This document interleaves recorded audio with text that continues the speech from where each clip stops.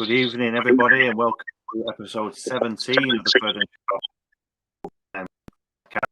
As you can see, this week of internet problems.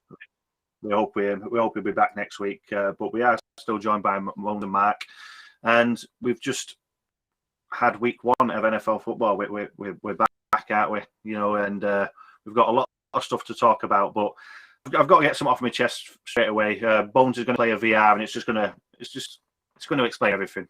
Go for it, Bones. Touch whilst Geordie's obviously active in the chat. I just wanted to make sure. Quite a while ago, we did our fantasy draft, and pretty sure he put a prediction in the group somewhere. Unfortunately, I can't find it. Otherwise, I would have already been on this. But Jordan and I played each other week one, and he was very confident about beating me based on projected stats. The little analytical loser. Just to be clear, Patrick Queen is not going to get 20 points tonight, so I'll take that week one victory. Thank you very much.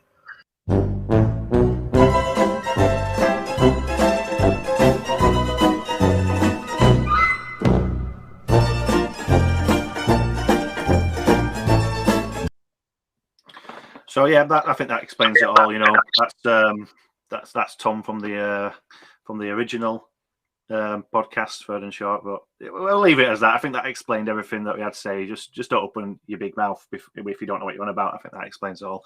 So anyway, let's get into this week's podcast. Obviously, it's been week one. We've seen everyone play last weekend, last Thursday night football. Obviously, the Bucks and Cowboys kicked us off, and obviously we finished off with Mark's Raiders at home to the Ravens. And I think we're just going to go each week. I think we're just going to do our stock up and stock down. So we're going to pick out some things where it doesn't have to. It can be teams, it can be players, it can be coaches. You know, it can be anything that we think is that's trending upwards. You know, in the NFL, and obviously we'll pick some that are trending downwards. You know, and they'll be different each week, and sometimes it'll probably be the same. But we'll start with stock up. I know Bones is going to put up a graphic of our stock up. What we all bumped heads and decided on these four.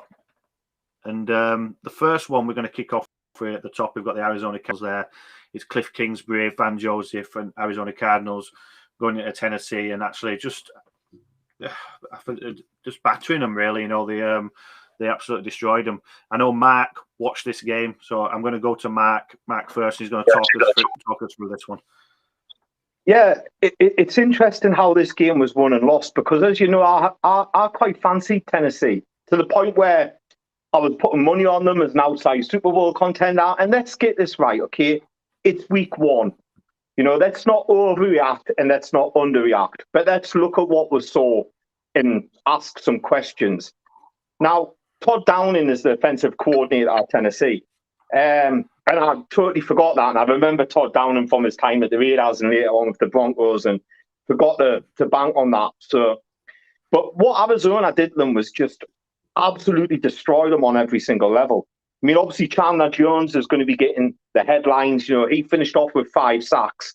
And, you know, that's even more amazing, Jordan and Bones, when you think that he was up against Pro Bowl left tackle Taylor Lewan. He wasn't up against some sort of dud. He was up against a Pro Bowl All-Pro left tackle, you know, second-team All-Pro left tackle. And he just dominated him. He was in the backfield. He was blowing up runs. He got 5 sacks. I think he's a little bit angry because he didn't get paid off seasons. I've heard that he's putting a transfer request. He's wanting to go on the transfer block because he feels that he's worth more money. And on that performance, you know, like those 5 sacks and 4 or 5 tackles for loss as well, in addition to them, I think he's staking a good case. It was just such a good, balanced game by both Cliff Kingsbury and his defensive coordinator, Vance Joseph. So it was hard to say stock up for one or the other. I think this was really a joint effort, because when I look at their defensive stats, when I look at what Vance Joseph did on the defensive side of the ball, their secondary held Julio Jones and A.J. Brown under 80 yards receiving. Bearing in mind, okay, they've got a rookie starting in one corner position because Malcolm Butler retired, and they've got Byron Murphy on the other starting corner position. You'll be familiar with him, Jordan, from his time in Washington. but he hasn't impressed in the NFL to date. You know, so like I honestly thought Julio and AJ Brown are going to eat. They're going to go for over 100 yards each. The Tennessee are going to blow them away. No, didn't happen. Julio and Brown were held to under 80 yards throughout that game. Derrick Henry, out of his first 10 rushing attempts, was held to 9 yards on his first 10 rushing attempts. He finished with 17 rushing attempts for 58 yards. So, I mean, they were able to hold Derrick Henry in check. And, of course, once they've built up a lead, that nullifies the run game anyway for Tennessee because now they're chasing it. Yeah, it was just such a good performance. There was so many players I could pick out other than Chandler Jones. But Baker was impressive. Zaven Collins, Isaiah Simmons, your guy Bones, he got an interception. He was everywhere on the ball. And it was really they've got so many players on that defense now who are like Swiss Army players. I think of J.J. Watt, who was lining up at edge and at defensive tackle. I'm thinking of Collins and Buda Baker, who were dropping down and moving around all over the place. Isaiah Simmons is versatile. You know, it was a real special defensive performance that Vance Joseph had set out. Before I go on to the offense and their offensive performance, you know, did you get to watch that game and did you get to see? Obviously, we've all heard what Chandler Jones did, but you had an opportunity to see what else they did in that game. Yeah, I actually did watch a bit of the game, and I think obviously we all heard about Chandler Jones and his 5 sacks. I think what went underappreciated in that game is how much JJ Watt enabled Chandler Jones in this game in a way. Like when you've got JJ Watt stood opposite you on the defensive line, you've got that partnership. We've said it before in previous podcasts about players that don't necessarily rack up those stats. Like they still provide so much on the defensive line because they take up people's attention and allow that Chandler Jones in this instance to go off and get 5 sacks in a single game. Like, yeah, the defense for the Cardinals, I think, was on point in this game. You kind of took the words out of my mouth. Like Isaiah Simmons had a great game. Again, Buda Baker, another star player for that defense. I think it's just a really sound defense in that situation, and it showed against the Titans. I've said it before about them in the playoffs. Shut down that run game and the Titans fall apart. Derrick Henry shut down to 9 yards. Titans well and truly fell apart. But yeah, that's my 2 cents. Yeah, I managed to catch the highlights on this game. You know, I did, the basic highlights, and they look good. You know, Arizona, you know, like Rondale Moore got a bit of action in there. He had a good game, but I've seen this from Arizona. You know, especially last year, they started off like hotter than most teams. You know, like in the NFL. You know, last year, and it was the consistency and how they drifted off at the end. Mark, I know you're going to touch on the offense next, but did you see anything different this time with Cliff Kingsbury and Kyler Murray compared to last year? Is it clicking more? Do you know what? There was points there where I was still concerned. You know, there was still far too many penalties on offense. There was still far too many false starts. They were putting themselves in good positions, and then there was penalty after penalty, and they were pushing themselves out of positions. You know, they've got to get that cadence right on that snap count. Obviously, when they're playing this air raid, Kyle's set about 5 yards back from the offensive line. He's not under center. He's not under center. So he's using a clap. He's using a cadence like we see in college football, you know, where he's almost like, ha, ha, you know, and clapping his hands and getting it in it. And you can see that the offensive line isn't, you know, like was moving at the wrong point and not reading the cadence of his voice, you know, because his job is to try and get the defense to jump, but unfortunately, he's getting his own offensive line to jump. So that needs to be worked out with. I mean, there is concern there. But, you know, we've talked about this air raid offense waiting for it to come to the NFL. And we're expected Cliff Kingsbury to bring it across from college into the NFL. And the truth of the matter is, Jordan, is we haven't seen it. This was an air raid offense that we saw. He was lining up with 4 wide receivers on the field. He's got Chase Edmonds in the backfield, who's basically another catch specialist back. You've got 5 of these players on the back. Barely ever had a tight end on the field.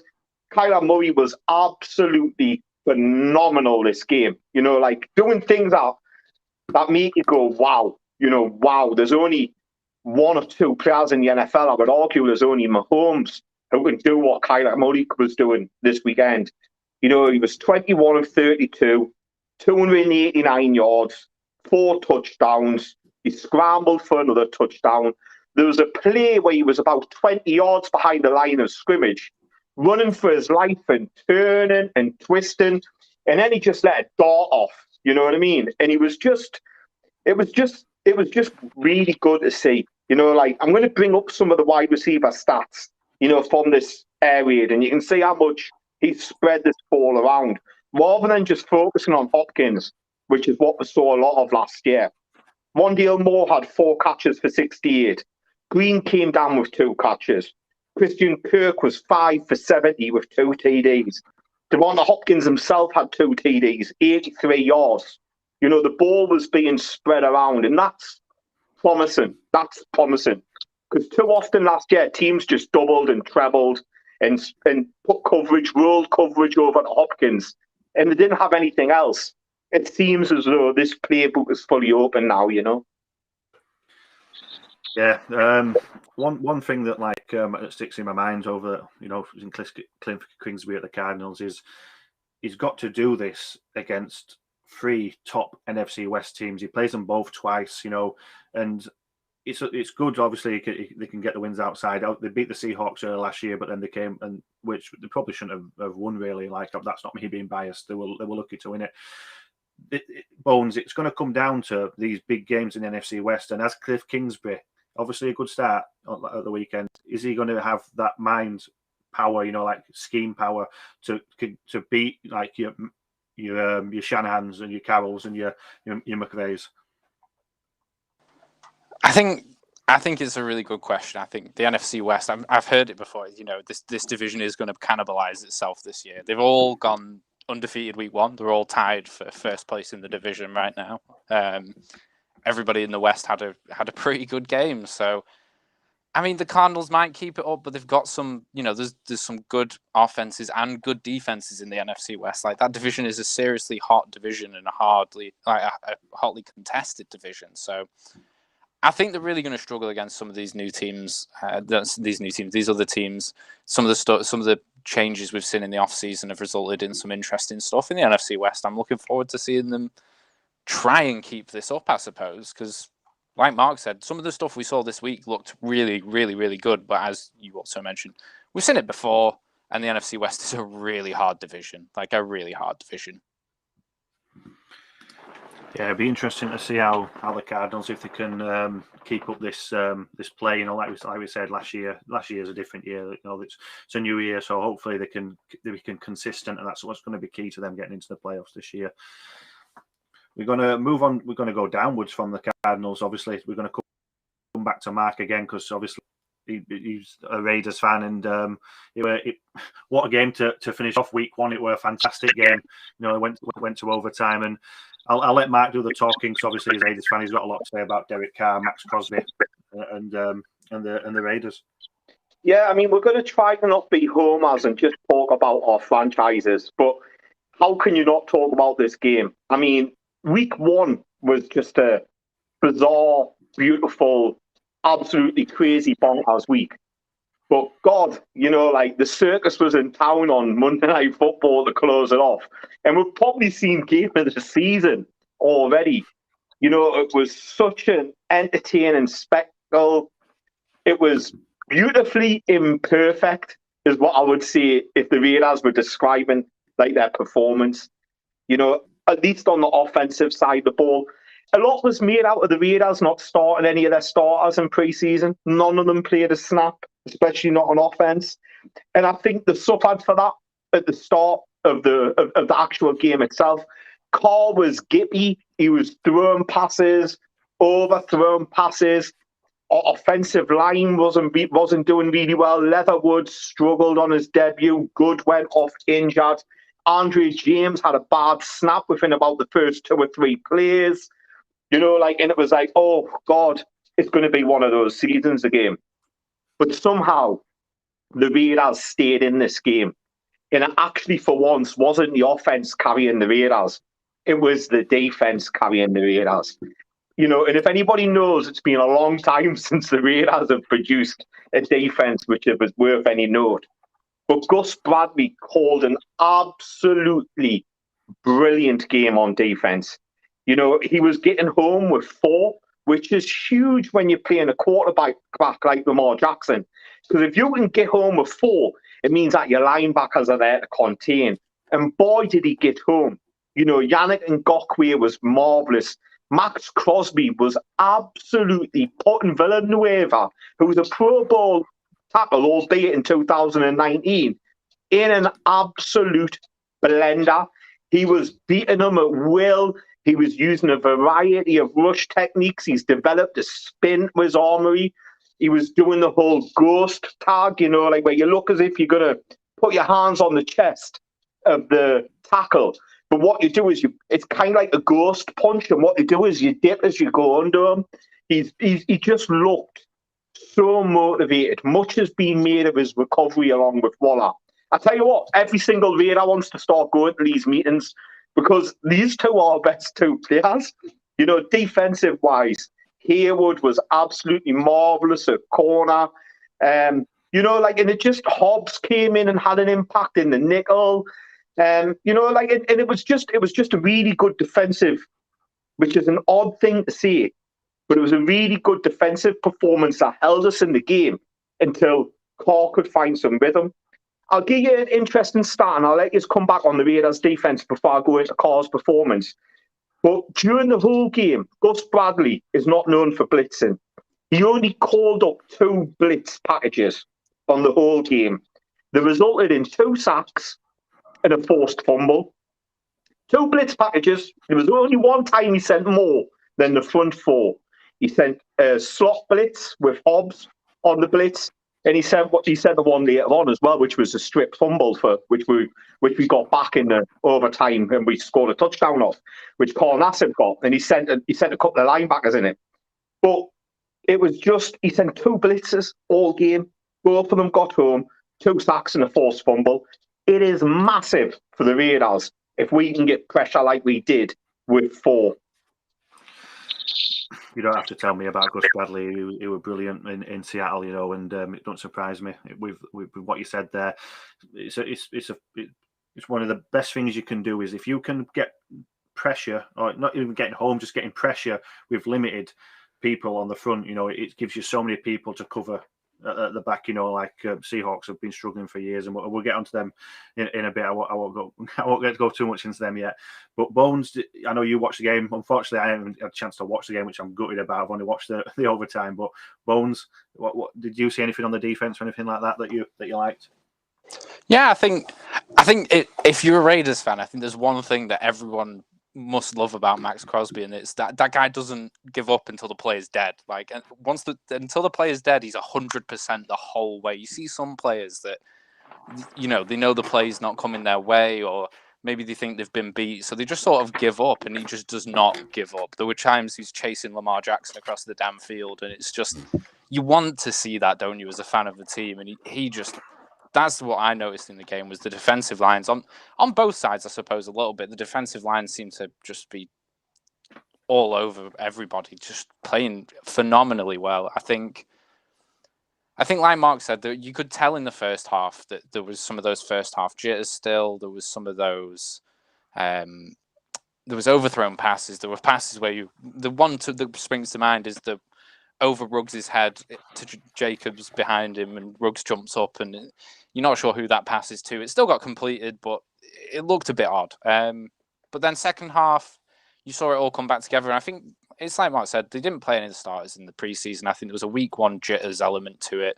I think once everyone remembered that they do actually know how to play football in the second half, they just came back and had a fantastic game. I think, to be devil's advocate on this, I think if you were a Ravens fan, I don't think it's all bad. I think the fumbles are going to mar most Ravens memories of this game, but I think there was enough in there to like about the Ravens as well. I think it was a really good and really competitive game, and that's what made it fantastic to watch.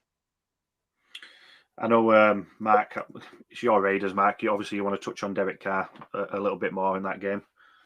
Yeah. So before I go on to that, just one more quick point on the Raiders defense.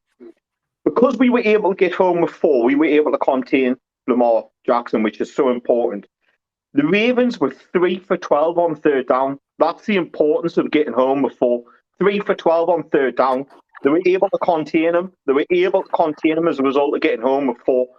Now, on the flip side, the Ravens couldn't get home with 4 all fucking day against the Raiders. They were having to send 4, 5, 6.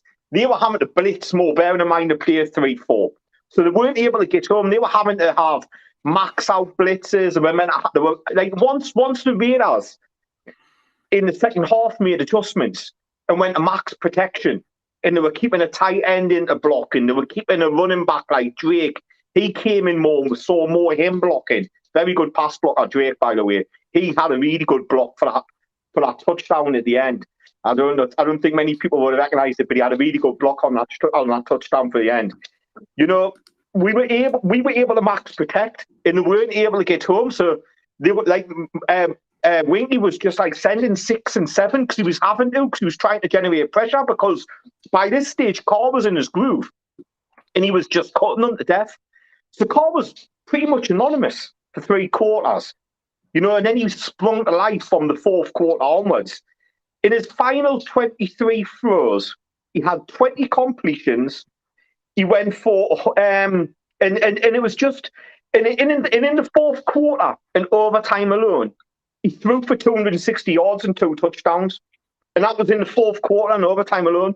He just sprang to life. He went 20 for 23 for 267 yards and 2 touchdowns in the 4th quarter onwards. You know, there was 2 absolutely special throws. Now, I'm going to break the narrative on Carr a little bit, because what Raiders fans, as much as anybody say, is to say that Carr's safe, he's conservative, he'll do what Gruden wants him to do. You know, we've got to break this narrative, because what we saw last year was Carr setting a lot of protections, Carr calling a lot of audibles on the field. You know, we all heard the Cindy Gruden call, you know, and he's got all these calls where he's changing things. He's a really, really intelligent quarterback. I read somewhere he's got a photographic mind. You know, like he can, you know, his IQ is in the top 10% of NFL players. He's that clever. And he was changing protection packages at the line of scrimmage. He was picking out blitzers in the mic without Rodney Hudson being there. And in the 4th quarter, he was just unreal. He had 37 seconds left on the clock, and he made 2 throws, which I would probably say 5, maybe 6 NFL quarterbacks at the moment can do. You know, and he went to Edwards, Brian Edwards, twice. He threw an 18-yarder and he threw a 20-yarder in the last 37 seconds to put us into field goal range. You know, he didn't throw a perfect game. You know, that interception, you know, like where it hit the defender on the helmet, it was thrown too hard. It was whizzed in. He needed to take some juice off that. Willie Snead couldn't get his hands up. He was about 5 yards away and it came at him about 95 miles per hour.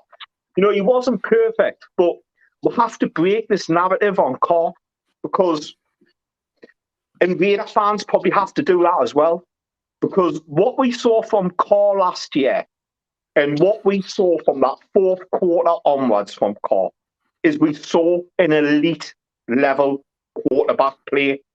We saw a guy who was able to set packages, throwing the ball downfield. I wasn't bothered about the targets to Waller. If you've got your best player, feed him the ball as much as you can until he gets hot. He's your best player. You don't want him getting cold. If he's not catching the ball, give him more opportunities, because you need him hot. So he was doing that, and yeah, it's just I like 2020 and 2021 Carr. I like last season and this season's Carr, and yeah, it was there was a lot of promise there. There was a lot of promise there, and I'm here to break the narrative on Derek Carr, and I need to listen to this myself. You know, I'm here to break your narrative on Derek Carr. You know, he's a very, very good quarterback. He can get hot and he can be very good. It's nicely put from Mark there, and I'm sure he'll be hoping for continuous Derek Carr love for the rest of the season. Hopefully it goes well for him. Moving on, it's obviously, like Mark said, we're not going to keep throwing our teams in there every week, but I obviously watch the Seahawks, and there's been a lot of talk of the defense. You know, everyone kind of thought that the Seahawks offense would be fine, especially with Waldron coming over. But there were a lot of talk on the defense, and they were like, I know we've mentioned week one it can change, but for week one they were brilliant. Seattle on defense, there was a lot of change on there as well. There were so many different players, like especially on the defensive line that had been there for a while but not really got many snaps, and they put a lot of pressure on Carson Wentz and the Colts, and apart from obviously they were missing, it's Fisher in it that they've got at left tackle normally. I think I've got that right. I think they signed him. I think I've got it right. But he was out injured, and they had a guy called Davenport in there who's apparently a lot of Colts fans were saying that he's not that good anyway. So apart from that, they have got a very good line. The Colts, really good line, and it all starts for me with the Seahawks from stopping the run. They've got Jonathan Taylor. I think it was third or fourth top rusher from last year, and it all starts from there. Seahawks' run defense has always been good. I think it was fifth last year. That wasn't a concern. It was the passing. I think they were 31st. I don't know who were 32nd, either Jets or Cowboys. I'm going to guess maybe Falcons. But on the passing defense, the Seattle Seahawks were 31st last year, and that was the problem. That was the problem that everyone thought going into this year. Are they going to put pressure on? Are the cornerbacks going to be good in protection? And they answered it, and they were good. Like you had people in there like Rasheem Green and Benson Mayowa on the edges, putting pressure on constantly to Carson Wentz, who didn't have a bad game. You'd look at his quarterback rating. I know people can say what they want about quarterback ratings and how bad they are, but he had a good game, Carson Wentz. But they kept putting pressure on him because they stopped the run game, and they were managed. Like I think Mark touched on it earlier. He was saying that if you can limit how many people you put pressure on and get into the quarterback, you've got. Whatever you're playing in the back, if you're playing two safeties, three cornerbacks, linebackers, you've got all these people in coverage that can stay in coverage well and makes the quarterback hold on to the ball longer. So even if you, like Carson Wentz were holding on the ball, I was counting a few times to 6 or 7 seconds, an extra few seconds longer than he should because the coverage was so good. And Seattle wasn't rushing so many players going forward, and they were mixing up as well. They were playing a 4-3. They were playing, I think when we were touching on defensive lines, we mentioned the 3-4 Eagle front. They were playing that Seattle, with a guy that a lot of people probably haven't heard of because he was out injured all last year, Darrell Taylor. Darrell Taylor only played 26 snaps, which were about 34% of Seattle snaps, but I think he got 1 sack and he put on about 4 or 5 pressures on, coming off the edge, like it was more like a really far, maybe a 6-tech or something like that. I think it was for Darrell Taylor, and he was fantastic. Braden Smith, the right tackle, he's a very good right tackle for the Colts. The one where he just barged him over, absolutely destroyed him going over the top of him. And Darrell Taylor's not like he's powerful and a decent sized guy, but he's not the biggest, but he was fantastic. Rasheem Green putting pressure on, and he got himself a sack.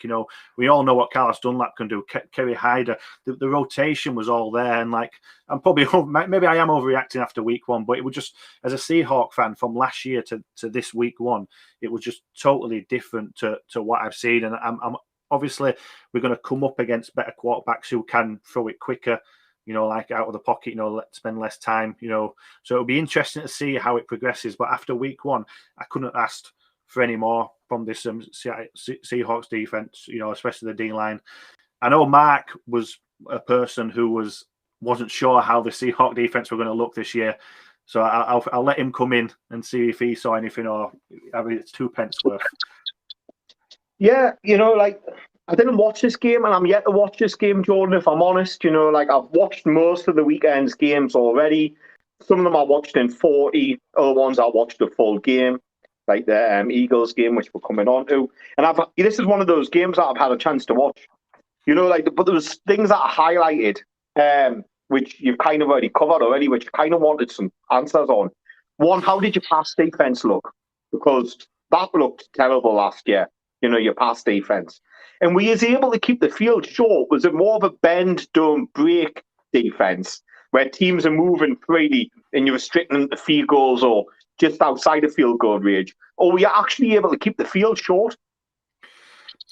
Well, that's the thing. I think the first drive, they went down the field, and the Colts, and got to field goal and took a field goal. But another thing that Seahawks have always done well is once they get into that red zone, they've had a decent red zone defense a lot of the time, and they held them to a field goal the first time with some like I say, you have to go back and watch it because it's people criticise Jamal Adams in coverage and things like that. He was quite good on Sunday, to be fair. But what he gives Seattle, there was one play, I think it was just inside the 10-yard line, and he times his run and he bolts through like, I think it's the B gap, and stops Taylor like 3-4 yards short and knocks him back out of the 10-yard line going into the third down, and obviously they couldn't make it and had to kick the field goal. But early on in that drive, Jamal Adams again, they could have been punting, early on in that drive as well. But Jamal Adams just timed it wrong, coming out of a blitz and stuff, and he was just a bit off and he was offside.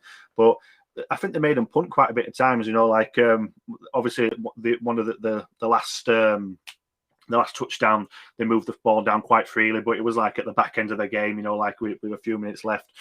But it's like you said, they put Carson Wentz in a situation where it was free and long because they stopped that run game. That's a massive thing for if you can stop a run game and put the ball in the quarterback's hand in long third down thingage, you've got a chance. And what Seattle did well, like I mentioned, they didn't have to rush many, so they had more in coverage.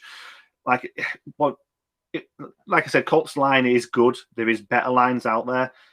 So it will be interesting to see when Seahawks come across these top lines if they have to use more players to rush, and then we'll see what the coverage is like there, when they're using less players to coverage. But DJ Reed was good, Trey Flowers were good, that's the two that they had for cornerbacks, and Hugo Amadi came in as well, as a dime package. So right now it's looking good, but there's going to be bigger tests for Seattle, which we will see, especially if they want to have a big run in the playoffs as well.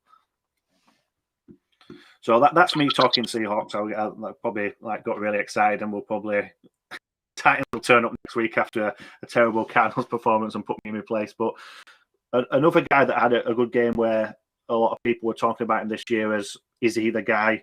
Even me, I watched him at the back end of last year, and I wouldn't say that I was definitely saying he wasn't the guy, but I was still on the fence with him, and that's Jalen Hurts at the Eagles. And I'll come to you, Mark, because I know you definitely watched it. Bones might have watched it as well, but I know you definitely watched this, and you were impressed with Jalen Hurts and the offense. Yeah, this was one of those games that I went back and I watched it on Tuesday.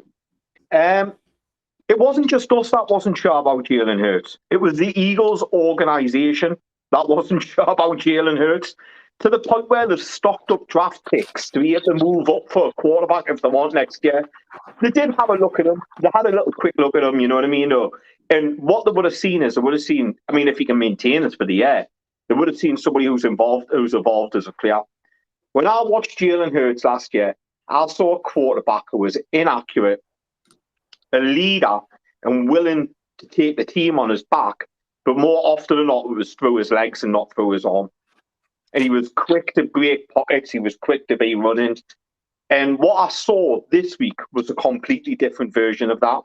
Yeah, he still ran. He had 7 rush attempts. He went for 62 yards. But what I saw from Jalen Hurts is I saw a guy who was being able to actually hang in a pocket or actually look for the pass and go through 1, 2, even 3 reads before making that decision of going on his legs. Last year it was more like 1 read, he's not up, and now I'm running. This season, you could physically see him going through a progression. He was 27 of 35, 264 yards he threw for, 3 touchdowns. The thing that will really impress the Eagles, Howie Roseman, was that he was able to get this year's first-round draft pick and last year's first-round draft pick into the game. Both of them had, Smith had 6 catches and a TD. Rager, he had 6 catches and a TD. And Hurts just looked really good. And if they can see this, I know it's week 1, and I know he was playing the Falcons who were dire, but, we can only judge on what we've seen so far. And this is what we've seen so far. We'll be talking about, if he's like this still by week 6, we'll probably have a proper conversation. But they've got 2 first-round draft picks as it stands now, which can be 3 if Carson Wentz plays most of the games for the Colts this year, or the Colts get into the playoffs. So they've potentially got 3 first-round draft picks next year. Jalen Hurts, they're going to be like, if they can find a quarterback in this lad, and he can have, because that was a quarterback performance. if he can have that progression throughout the season, and we can see more of that in these kind of games, they're going to be in a great position where they can go, well, actually, we don't need that quarterback now. But what we've got is we've got 3 first-round draft picks, and we might get him a left tackle, or we might get him a right tackle, or we might put somebody on the offensive line, or let's go get him another wide receiving weapon, or what tight ends out there, or they might build a defense, which might help them because their front was good, their secondary was a bit meh, you know what I mean? And yeah, they're in a good position, the Eagles, if Hurts can maintain this. I highlighted 3 throws where I really watched Hurts in this performance. And I highlighted 3 throws which are very different throws. The first one was the touchdown to Devonta Smith. He threw a lovely teardrop touch pass and just dropped it into the bucket of Devonta Smith in the corner of the end zone. It was a lovely up and under teardrop pass. He took all the heat off it and just lofted it up there. And it was just, so many quarterbacks, especially young quarterbacks, will be trying to fizz that ball through. But he just dropped that, and it was right into a breadbasket. It was brilliant. It was textbook, There was the best play of the game came on Dallas Goedert's 9-yard touchdown. Hurts has felt a bit of pressure. He's moved to his right, and he's threw the ball across his body into a window, which must have been about a football and a half big, and it just went right into the breadbasket of Dallas Goedert. Touchdown, 6 points. Brilliant play. And then there was another pass later on in the game where his edges have given up some pressure, and, that would normally be when he's off on his bike. Instead, what he's done, he's stepped up into the pocket, and he's beamed the ball across the middle of the field, and Devonta Smith's caught it for about 20 yards, like third down completion, move the chains, and you're back on again. It was a really impressive performance by Jalen Hurts, and I'm intrigued to see if it's an anomaly or not. I want to have a little special mention for Javon Hargrove, who had a good game in this. He had 2 sacks. The left tackle, the kid who was playing Australian rules football, he had a really good game. Can't remember his name. I wouldn't be able to pronounce it even if I did. And the Eagles' defense did really well. I mean, their secondary was a bit on paper, but they forced the Falcons to 6 consecutive punts and 2 turnovers. You know what I mean? So they were doing something right. I mean, but the Falcons did look absolutely dreadful. So yeah, it was a really good performance by Hurts in particular. I'm going to follow this guy a little bit more this year to see if this is an anomaly or if this is a progression we're going to see.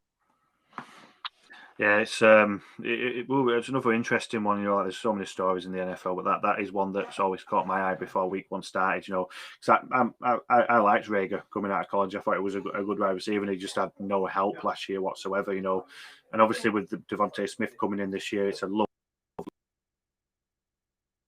that, and that's if, like I said, if Jalen Hurts is the guy and he can get it before next year, Eagles are in a fantastic position. Do you like what you saw from Hurts? I know Max said it's on the Falcons, and it's true. They've got the 49ers next week on Sky Sports if you ain't got a Game Pass, so that'll be interesting for the Eagles. What did you see? Well, I'm not going to try and recover too much, but I think the one thing I did like about this game, I think on this podcast at least, we were all firm believers that Devonta Smith would be absolutely fine at an NFL level. He's played at this size his whole life, not going to struggle. And I think he went out there and he showed that he's not going to struggle. Like, the touchdown one was one I wanted to talk about in particular. I think it's a really interesting route concept. If you go back and watch either the All-22 or even the replay, I think you can see what happens. The cornerback who's meant to be covering Devonta Smith gets hit with a rub route, which is where a wide receiver who's not catching the ball bumps the cornerback to stop them. And by that point, Smith's like 5 yards ahead of him. He's got all the time in the world. And like you say, Hurts throws an absolute dime to him on the outside of the end zone. But the route concept as well was perfect for setting up Smith to be clear of any sort of pressure. But even when he did have to face a bit of man pressure, he was able to shake his guy a lot of the time. He didn't get jammed up at the line all that much. Sometimes it was because he wasn't at the line. But yeah, no, I think that was my big thing. Was I really liked Devonta Smith in this game. I think all his detractors who are like, oh, he's too small to play in the NFL are going to have to eat their words a little bit if it keeps up like this. Like we say, week one, times could change yet, but based on week one alone, people might have to eat the words a little bit. Yeah. What we saw is we saw sometimes what Gruden hasn't done with Ruggs. We saw Sirianni was scheming Smith open. And we were right. We said Smith will be able to play in this league. He's played small all his life, Bones. You said it perfectly, and we've said it. He's been this way all his life and been a success. Why won't he not be a success in the NFL? But his offensive coordinator helped him with that. You know, he schemed him over in that rub route. There was all that kind of stuff where he made sure that he wasn't on press. And I suppose I'll refer to Henry Ruggs because, you know, Alabama wide receiver, slightly underweight, plays for my team, so I can compare the two. You know, it's what Gruden doesn't do with Ruggs. You know, it's what Gruden didn't do with Ruggs in his first season. You know, like, and Ruggs struggled off press. And that's the difficult thing coming from the college game and the NFL game, is how you're going to get off press. Well, this is one way of doing it. Make sure he doesn't face it. You know what I mean? And if he does face it, give him a helping hand on it. You know what I mean? And in Devonta Smith's, you know, like, credit, he was beating press anyway. He has really good movement off the line of scrimmage. He's got really quick feet. And just doesn't let hands get on him. He's going to be a very good receiver in this game. But we all said that. We all said he's going to be a very good receiver in this game. And he is going to be a very good receiver in the NFL. You know, he really is. Yeah, it's there are four stock up this week, and they're definitely ones that all had massive question marks coming into this season. So it's four areas that are really going to be interesting to watch unfold over the next few weeks, you know, to see if the stock was crashing back down again or if it stays up to where the levels were from week one. Next up is stock down, so Bones is going to get up the next one. We've picked out four from there, and I'm going to come back to you, Bones, straight away. It was obviously we talked about Cliff Kingsbury and Arizona Cardinals offense, and obviously we touched on the defense as well. Obviously, stock down has got to be the Tennessee offense, and which didn't get going at all. You know, like I know, like as mentioning like COVID and stuff like that. I know like there's been quite a bit of a mix up. You know, like with everything that's going on there. You know, with like people being out. The same happened with Colts as well. So I suppose I shouldn't get too excited with the Seahawks. You know, Tennessee offense. What happened? You know, obviously I know you're a big running back guy. Derrick Henry just didn't get off the ground. His ground running whatsoever, did he? Well, this is the thing about the Titans, and I did kind of touch on it at the start of the show. I think their offense is predicated on running first and then using play action and that kind of stuff to scheme the rest of the field open, because you draw in the linebackers so that you open up the middle of the field for your wide receivers. But the Cardinals didn't ever get themselves into a position where they needed to bring in too many people so that those gaps were open for the Titans. They were on Tannehill too quickly. They stopped Henry in his tracks. So the play action is less for threat if the running game isn't a threat. That's the big thing about play action playbooks, is if your run game's not working that game, the whole playbook sort of stumbles a little bit. And I think we really saw that with the Titans this week. I think Mark's probably going to touch on it, but I don't think the defense played particularly well either. Like the Cardinals threw for nearly 300 yards and ran for over 100 yards across their running backs. Like they had a good game against the Titans D as well. But yeah, I've said it before, I'll say it again. If you can stop Henry, you can stop the Titans, and clearly the addition of Julio hasn't quite helped that. But the O-line didn't help Tannehill this game, in my opinion, either. I think the O-line struggled, definitely. But yeah, that's about it on the Titans from me.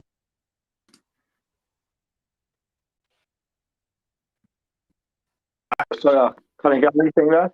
Anybody there? I think George might have froze up a bit there. Well, I'll tell you what. I'll just come in and tell you what I thought, Bones. You know, in case me and you have to go on from this show. What I saw an offense who had absolutely no game plan, like none whatsoever. They were quick, like they were running on first down, couldn't get first down running going, but abandoned it too quickly. You know, like and Todd Downing just called an absolute nightmare of a game. We didn't see anything really what we're used to from Tennessee. We didn't see any tight ends being used. We didn't see any play action. They were passing on first, second, and third down sometimes. They abandoned Derek Henry. I mean, the offensive line didn't help them. But Todd Downing was just a disaster at the Raiders. He was a disaster at the Broncos. He's went to a really good offense. And if this game's anything to go by, and this is why we've got to stop down Todd Downing, they're going to be in trouble. They're going to be in trouble. Do you know what was also alarming as well? Their pass rush isn't fixed on defense. They struggled all last year with pass rush. And they got Bud Dupree in, who was their big free agent signing, thinking, now we'll be able to get home. We'll have Landry on one side, but not Bud Dupree. Pass rush couldn't get home. Couldn't get home all day. You know, like they could not get any pressure on Kyler Murray. And the time they did get pressure on Kyler Murray, he was easily able to break contain. And he was extending plays all over the place. It was a really, really disappointing performance by the Tennessee, who are quite fancied at the start of the season because they have got a deep roster. But a lot of Todd Downing just called a putrid game on offense. No game plan. I don't think he went in with a game plan. I just thought he had a handful of calls. He was like, well, I'll call these, but it didn't look like they'd schemed anything. In their defense, that pass rush is still a problem. It's still a problem. It might take a while for Bud Dupree to get hot, especially when you look at what the Steelers did, and you look Melvin Ingram, who basically replaced Bud Dupree for about a fifth of the price, and he looked fantastic for the Steelers. So I've always said, don't pay other teams' pass rushers. Don't pay another team's number 2 pass rusher like your number 1. And that's what they've done. They went and got Bud Dupree. They would have saw a lot of one-on-one matchups because Watt's on the other side of him. They paid him like a number 1 pass rusher. He couldn't get home. There was lots of pressure. It's going to be something out again I'm going to be watching as the season goes along. I'll throw it back to you, Max, because obviously you mentioned Todd Downing. You know, like Arthur Smith leaving. You know, how much? Like I know you were just saying there were no game. It didn't seem like any game plan in it at all. Would you not think? I know every coach has got their own identity and try and think. Would you not like what Smith did with Tannehill and Cole last year? Would you not try and keep some of that? Did they look at anything like the same as last year? No. There was no play action. The tight ends were barely used. They abandoned the run quickly. They were dire. Jordan. They looked like they had absolutely no game plan. You know, it was such. I kind of emphasize how bad this was on offense and how bad the game calling was from Todd Downing. He was misreading situations. He was misreading basic situations. He was passing on first, second, and third down. So he was. Normally the Titans are like, let's rush on first down and let's get 4 or 5 yards behind Derek Henry and shorten this field. You know, let's shorten the chains. Well, they abandoned the run quickly and they were passing on first down and it was an incompletion. The second down then becomes a rush down because you don't want to have another incompletion and for it to be 3rd and 10. You'd rather take 2 or 3 yards and it be 3 and 7. You know what I mean? But he was going past first down, past second down, past third down. And there was so many 3s and outs. They couldn't get anything going. Like, honestly, a high school offensive coordinator could have called a better game than what Todd Downing did this week. Well, I hope it continues into next week because they're coming to play Seattle in Seattle, which we'll get a second look at them and see if anything's changed on there. Hopefully not. So next stock down is Josh Allen, and I was watching the Seahawks, and I had that on loud, but I had on the TV, I had on Sky Sports, I had the Steelers and the Bills on, you know, and I kept flicking over and looking at it, and it looked to me like, I'll go to you, Bones, after, but what I saw flicking back and forth, it just looked like a bit like 2019 Josh Allen, where he just didn't have much answers and he just kept getting caught out, you know, like in the pocket, you know, like I don't know how many times he was sacked in the end up, you know, but every time I looked over, it looked like he was panicking in the pocket. I don't know if you thought similar or if there's something else that you saw. Well, I think we all thought last year, you know, Josh Allen's made the 3rd year jump, but I don't think we can be too reactionary about this one, which I guess is why he's only second, is because let's not forget, the Steelers have a good defense. Like, the Steelers are no slouches on defense. They really didn't make his life easy. And I think that has a lot to do with why maybe it wasn't as good as it could have. I mean, the guy still threw for 270 yards. He didn't have the touchdowns. And, you know, the the long passes, like the deep passes were there. I think the longest was, I got over here. Longest was 37. So there's no massive throws.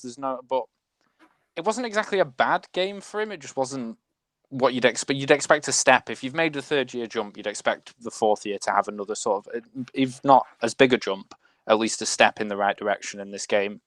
We maybe didn't see it as much, but again, let's not ignore the fact that the Steelers are one of the better defenses in the league, and it's not easy for a guy in Josh Allen's position coming up against that. I don't know if you've got anything of this, Mark. Was it a case of that Josh Allen was quite bad, or did the Steelers just make life difficult and he's going to be okay going forward, and it's just a good Steelers defense? It's worthy of putting up here. It's worthy of noting. It's worthy of following this trend in the next few weeks, because he didn't start good last year either. It was about the third or fourth game he got hot last year. But we all said, he had a passer rating of over 90 by PFF last year, whereas the rest of his career had been like 67, 68. And he was back in the 60s this week. And we were always saying, has he made the jump, or is it an anomaly? Which one is it? And this is why he's on this graph, because it's worthy of other NFL fans in the UK to have a look at this and start looking. If we know that Josh Allen has to perform is it elite? Is he elite, or was it just an elite-like season? We've seen that from quarterbacks before. We've seen quarterbacks who aren't elite have elite-like seasons.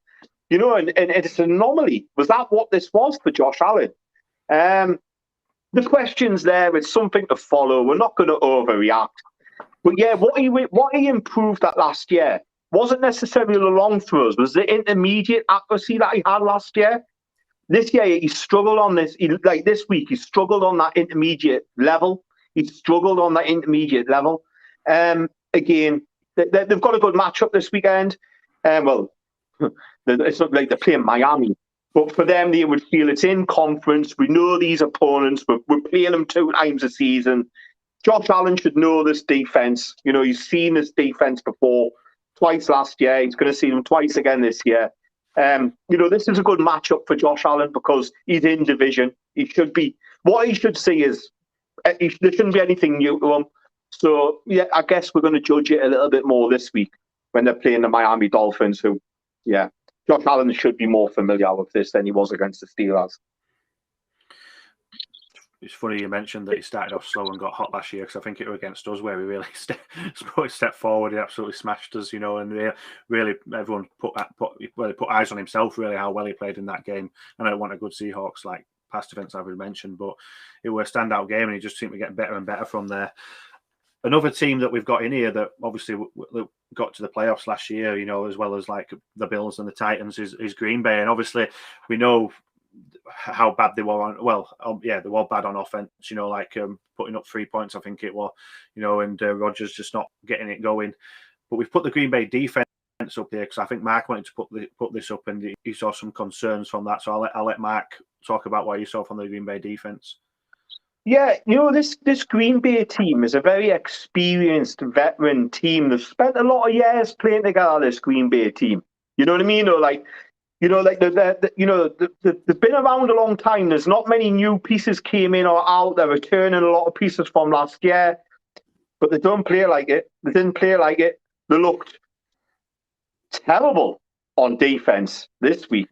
It really wasn't a very good defense last year, but they had enough pieces in where you're thinking, they've got Smith and, they've got Rashawn Gary, who was getting hot, and they've got Jair Alexander, who's one of the top 5 cornerbacks in the NFL. He's a really good corner.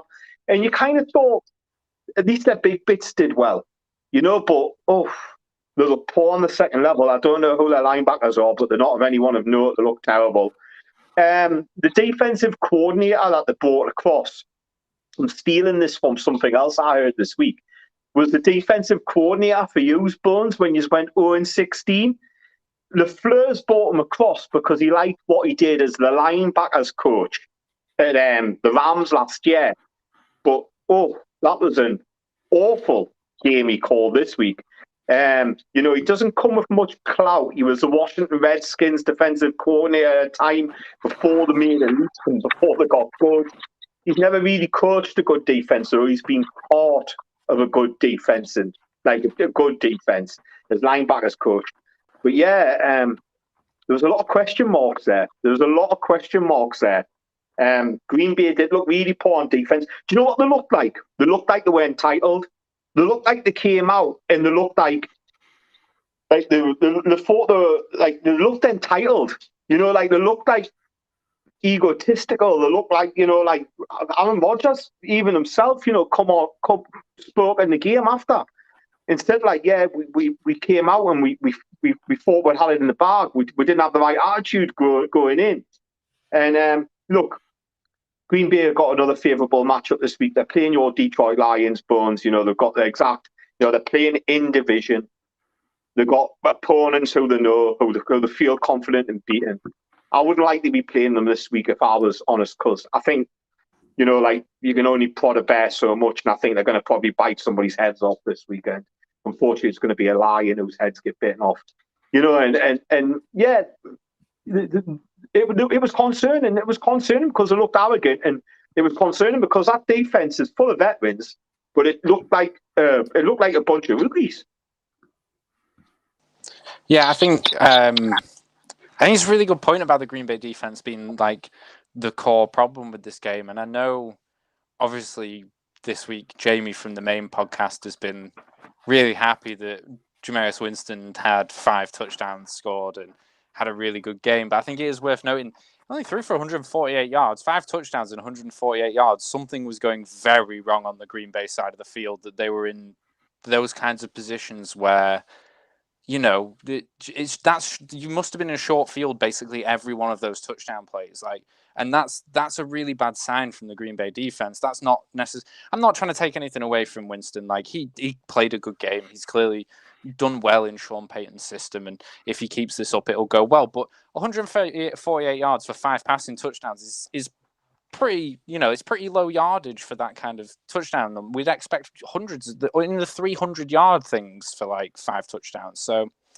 yeah, giving the short field every single time is not a good look. And like you said, people like Jaire Alexander were just completely shut out, and then the offense looked no better. New Orleans defense really shut down Aaron Rodgers. But like you say, I wonder how much of that is due to him missing all of the off-season stuff over this like contract dispute essentially, and whether he wanted to play in Green Bay. I think that's probably hurt them as well. I think he's missed quite a bit. So yeah, I didn't. It's another game that I didn't watch, but I just looked at I remember looking at the box scores on after the weekend, which I normally do, and I looked at the Saints, and it didn't look like they do much. I think they only just got over 300 yards total in rushing and passing. So I don't know if they were like it with the turnovers that put them in better positions. I know Green Bay's rushing, like, I think they had 43 yards. I'm guessing obviously they had to pass more because they were so far behind so early, I believe. But it's another one to keep the eye on. You know, like, I know Jamie's about Jameis, but it's week 1. Like I said, he had a good week. Like, he only passed 148 yards. Obviously, yeah, 5 touchdowns, fair enough. But we'll see. I don't know who the Saints have got next week, but we'll see. Like, Sean Payton is good at getting people, you know, like, no matter how bad they are, he's one of the best coaches in the league. You know, like, obviously Belichick's number 1 for me, but Payton is good. So we'll see about that. I just thought I'd touch on that since Jamie's in the chat. He's not on our, and I think Bones might mention him later. And finally, on the stock down. To be honest with you, I don't know if they could get any further down on stock down, to be honest with you, but we've got the New York Giants offensive line. Mark, New York Giants offensive line, what did you see? You put them on there. Could they get even further down? Am I right? Dan was putting people on there who were former, maybe, you know, like, who we don't give enough credit to. But we kind of knocked the Giants quite a bit. But if their stock could go down any further, it's gone down. Like, I didn't even have a foot on the Giants bus. But I'm not even in the car park now. Like, I'm not even in the car park. You know, it was bad. It was bad. There's some crazy stuff where they're blocking their own players. Like, Andrew Thomas actually had a decent game in this game, to be honest with you. He didn't look too bad. But the rest of the line just looked terrible. Daniel Jones, another turnover in this game. You know, I make a lot about quarterbacks with small hands. Daniel Jones has small hands. You know what I mean? He fumbles a lot. This was just a very, very bad, disjointed performance for the Giants. They're playing tonight, and I fear for the life of Daniel Jones with like Chase Young and Montez Sweat in that Washington front. I fear for the life of them because Washington weren't that bad on the weekend. I actually thought they could have won that game. I thought that it was a close game and they did all right against the Chargers. And I think Washington's just going to annihilate them tonight. I just think that Washington front are going to absolutely annihilate them. I think, and look, I'm saying this, and feel free, Tom, to snip at me like we snipped at you at the start of it. I'm saying it with so much confidence. You are going to get annihilated tonight. That Washington front is going to run through Daniel Jones's face because your line's made out of paper, mate. You couldn't get Saquon Barkley going, yet alone him not having many touches. Even if he was having touches, he wouldn't have got going because you couldn't block anything. You couldn't create anything. And it's not going to get any easier tonight against Washington, is it really? No, I'll jump on with that, to be honest with you, Mark. I think what he watched and I think it'll be quite comfortable, to be honest with you. Like Tyler Heinicke is probably going to come in tonight, and I think he'll put quite a lot of points on top of Giants because they'll keep handing it back to him to put points on. Obviously, you mentioned Barkley there and stuff. Obviously, there was big question marks. They took him off of off the injury list, and it looked like he was going to have more snaps, and he didn't have many snaps. I don't know why you'd put him in if he's not going to have many snaps. If he's fit, let him play as many snaps. If he's not fit, don't give him limited snaps where we could aggravate an injury again. It was a weird one for me.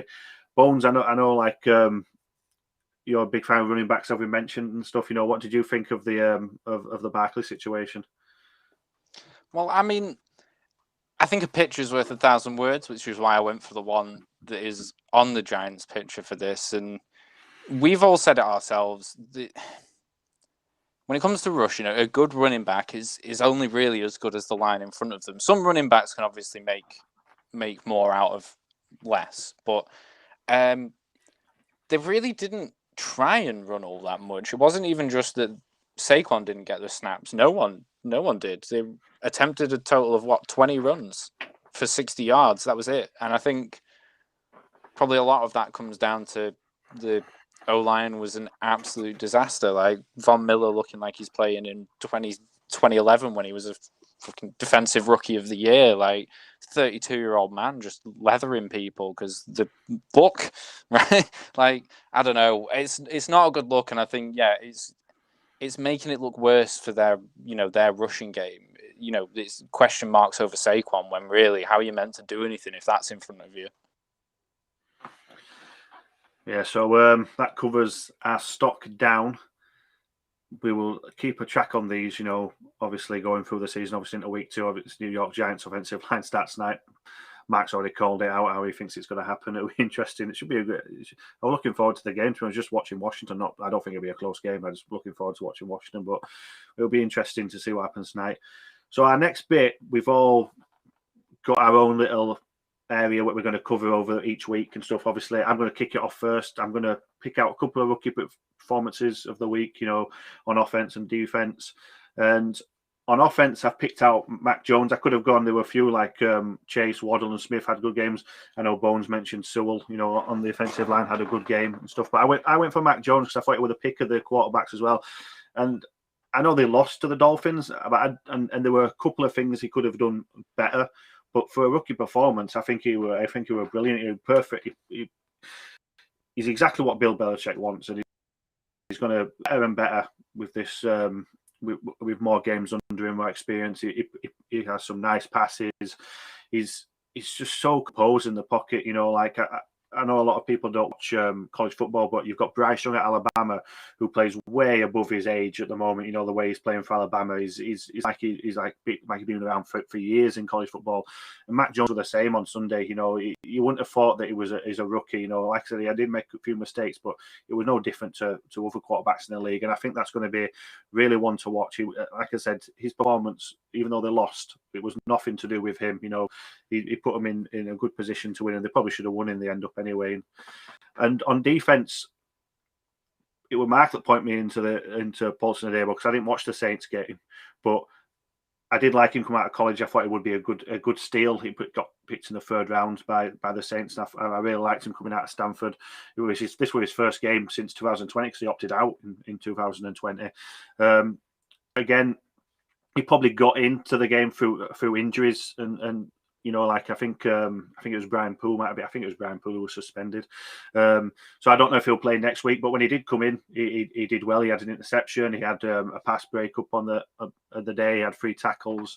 He had a good game, and obviously his interception, he probably was caught out by Deontay Adams. Deontay Adams, he does most cornerbacks, let's be honest. He did him on the inside, and he was lagging behind, but it was a bad throw from Aaron Rodgers where I think it got his arm hit or something, and he fell into Paulson Adebo's hand, and he run it back for about 40 yards. But he did well on the opposite side to Lattimore, and he had for his first game, especially in 2 years as well. He hasn't played. I thought he had a really good game, and like I said, I don't know if he'll play next week, but because I know Brian Poole's back from suspension, and I'm not sure about the injury, so it'll be interesting. If we want to keep an eye on him, he might play a few snaps. But for his first game, against Aaron Rodgers and I know they didn't have a good game either, but I thought he had a really good game when I went back and watched the highlights of him when Mac mentioned.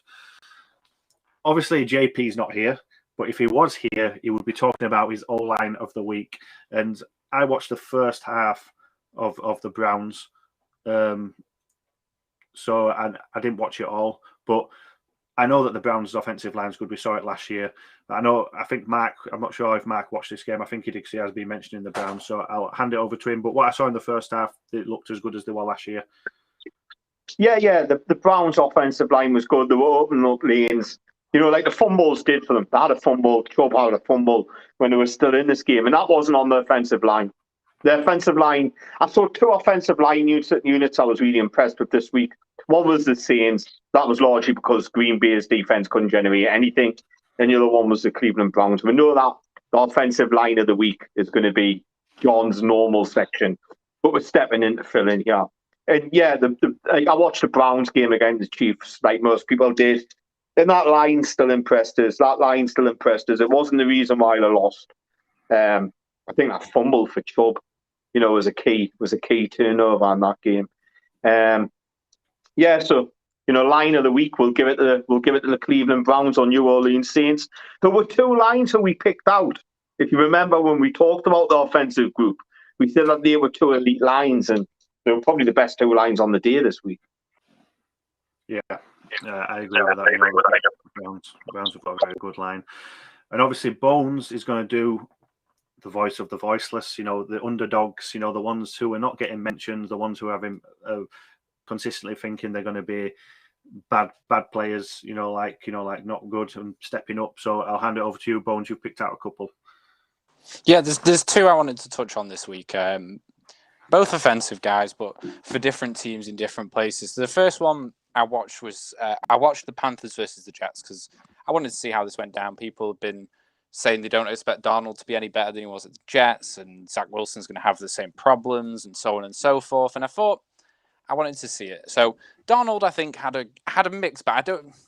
In terms of passes, there was a mixed bag. Some were good, some were bad.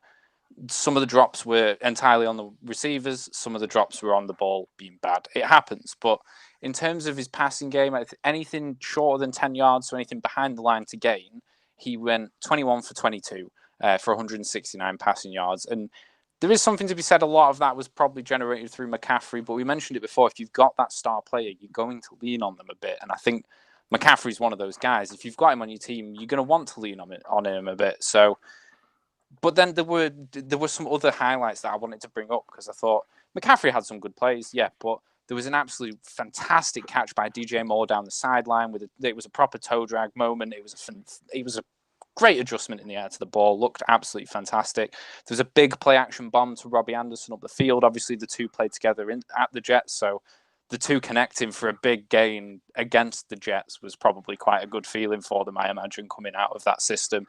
There were some struggles in the deeper passes. The mid-range was where there was just no completions, really. His only 3 completions were in the deeper sort of range.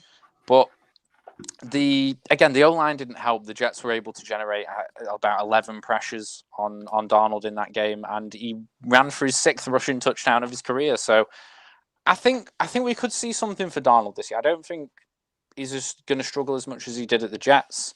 And yeah, I think this was a good sign. The other one I wanted to touch on whilst I'm here is Brandon Cooks, who's currently playing for the Houston Texans. Now, this guy's had 5,000-yard seasons with 4 different teams. And I guess there's something to be said for that. The guy's a really good player, and he's probably, if you're playing in a fantasy football league, he's probably one of the most slept-on wide receivers in your league. You probably drafted him way later in the rounds than most 1,000-yard receivers went. And I went and did a bit of research quickly on this guy just to see what the stories were, because 4 different teams when you were a 1,000-yard receiver is a bit questionable, and a lot of the teams seem to come back with the same answer. There was always the same reason he got traded, was he didn't quite fit in. When his first team, New Orleans, we heard that if he didn't get the ball enough, he'd complain, and that's not a great environment in the locker room.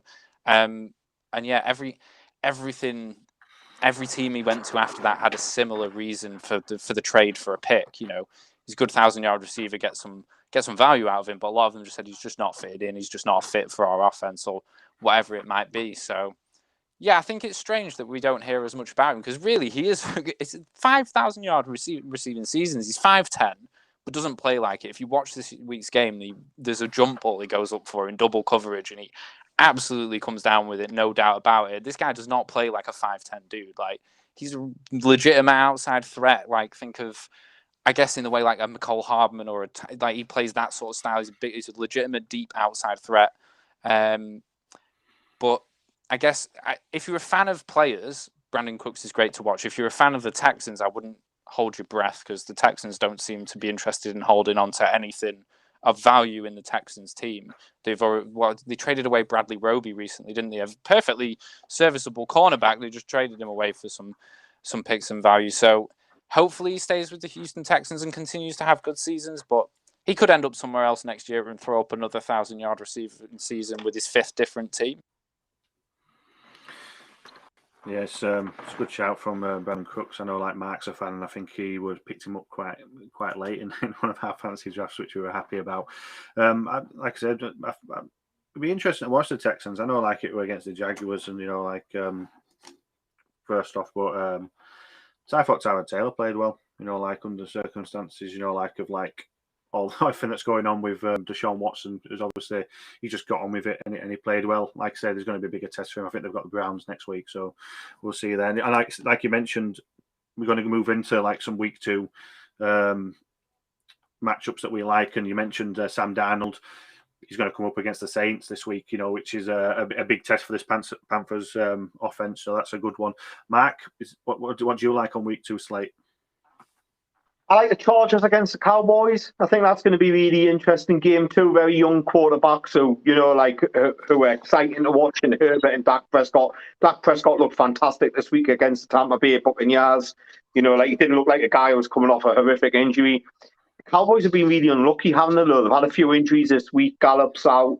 I saw that La'el Collins is going to miss games. DeMarcus Lawrence has broke his foot. But that's one game that I'm looking forward to seeing. I'm looking forward to seeing the battle of the 2 rookies, the Jets against the Pats. You know what I mean? I'm looking forward to that. You hit the nail on the head with Mac Jones. The reason why the Patriots lost that game wasn't Mac Jones. He had a really good game. I thought he looked all right. He didn't throw the game for them. They were in a position to win it. But yeah, I'm looking forward to seeing Zach Wilson against Mac Jones. I don't want to be a homer, but I'm really looking forward to seeing the Steelers against the Raiders. So yeah, I mean, they're the 3 games that I'm really interested in seeing. They're the 3 games. The Cowboys Chargers, I'm going to say, is going to be probably game of the week. I think it's going to be very offensive. I think it's going to be high scoring. I think people will be talking about the Ravens, like Chiefs, as being game of the week. But I genuinely think that the Cowboys Chargers game is going to be like a slugging match where it's TDs everywhere and it's Prescott versus Herbert. You know what I mean? So that's a game I'm more looking forward to watching this week. I know it's only early. We're going to week 2, but it is like you've got the Rams at the Colts. Rams 1-0, Colts 0-1, Titans 0-1 going to Seahawks 1-0. If you're Colts and Titans, you don't want to get into a 0-2 so early on against, like, it's so stacked, that AFC side. You just don't want to get into, like I say, I know it's 17 games this year and it's so early to say, but you just don't want to get too much into a hole early on. It can come back to haunt you, especially if you don't get back into a rhythm, especially Titans. If Titans have another poor game like that, you need to get that confidence back up. Bones, what about you for the week 2 schedule? I know you want to say Lions and Packers on Monday night, but is there anything else? Yeah, obviously, Lions, Packers Monday night. Obviously, I agree with Mark. Probably going to be a tough game for us. We don't have a defense. We proved that already this year. But we have a bit of an offense, maybe. We'll see. No, games I'm really looking forward to watching. I think Jets Patriots is an obvious one. Like has been hard. I don't want to go on too much about Mac Jones, but obviously Miami's Brian Flores' defense is a good defense, and he still played very well in that game. There were a few passes where he left yards on the field. He could have made a slightly better read, but his first game against that defense, I'll be interested to see him against the Jets, which is definitely a more porous defense. So I think he could have a pretty good game this week. I think Rams Colts is definitely up there for me. I think week 1, Matthew Stafford looked great in that Rams offense. I can't put into words how happy I am to see this. Like I said, Stafford in that McVay offense is going to look good. First drive comes out, absolute dime for like however many yards. It was a big throw, and the Bears defense just fell apart in that one play. But that's one definitely for me, I think. And what was the other one I saw that I was actually quite interested in when I saw it? Oh, Bears Bengals, actually, because the Bengals, credit where credit's due, had a really good week 1. And I'm interested to see how that goes. I'm interested to see if Dalton can keep this job much longer or if Fields is going to start. So, those are my ones. I think Matt Nagy and Chicago Bears thinking about dodged the bullet, not being on stock down. Luckily, there were a few people that just got in front of them. And each week we're going to end on, like we did last week, Mystic, Mark, Bet of the Week. I'll hand it over to you. We bailed us out. Last minute, I put the bet on the Raiders on the money line, and it was the only thing that came off for us. And the Raiders actually pulled us into profit. So I was in profit for 70 pence on me betting this week. So I'm going to go back. I'm going to go back and chase some of these trends. So I'm thinking, I'm doing money lines. I'm doing no spread betting. It's way too early in the season to be doing handicap betting. So I'm doing straight up money line betting. And I'm going to bet on the Bills and the Pats to fix their defeats and to beat Miami and the Jets. And I'm going to follow the trend of the Cardinals. And I'm going to go for the Cardinals to beat the Vikings. So if you want a treble, I'm going Bills, Patriots, and Cardinals, all on the money line. And if you want to make it a cheeky quartet, if you want to put a fourth team in there, let's back the trends again. And let's see the Seahawks beat the Titans. So for me treble, I'm going to go Bills, Pats, and Cards. And if you want to make it a cheeky quartet, stick the Seahawks in there. I think the treble pays 2-1. So if you put a tenner on, you're going to get 30 quid back. And the cheeky quartet's a little bit more. I think Bones will probably tell you, we'll find out the odds exactly. I think it was like you put a tenner on and you get some like £56 back or something like that, or £46. I can't remember. But that's me predictions this week. Back the Bills and the Pats to put it right. Back the Cards and the Seahawks to continue their good fortune. Thanks for that, Mark. Well, I hope you're right about the last one. I appreciate that. So it was a tough week 1. There were quite a lot of shocks and it just were a bit all over the place week 1. I don't know if that's coming onto off the season of COVID last year. Who knows? But let's hope it doesn't continue that way and it goes back to form as Mark predicts.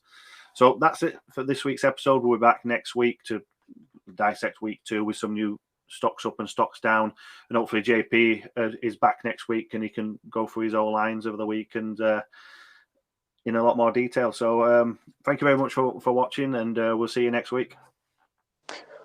One last time. Touch whilst Geordie's obviously active in the chat. I just wanted to make sure. Quite a while ago we did our fantasy draft, and pretty sure he put a prediction in the group somewhere. Unfortunately, I can't find it, otherwise I would have already been on this. But Jordan and I played each other week 1, and he was very confident about beating me based on projected stats. The little analytical loser. Just to be clear, Patrick Queen is not going to get 20 points tonight, so I'll take that week 1 victory. Thank you very much.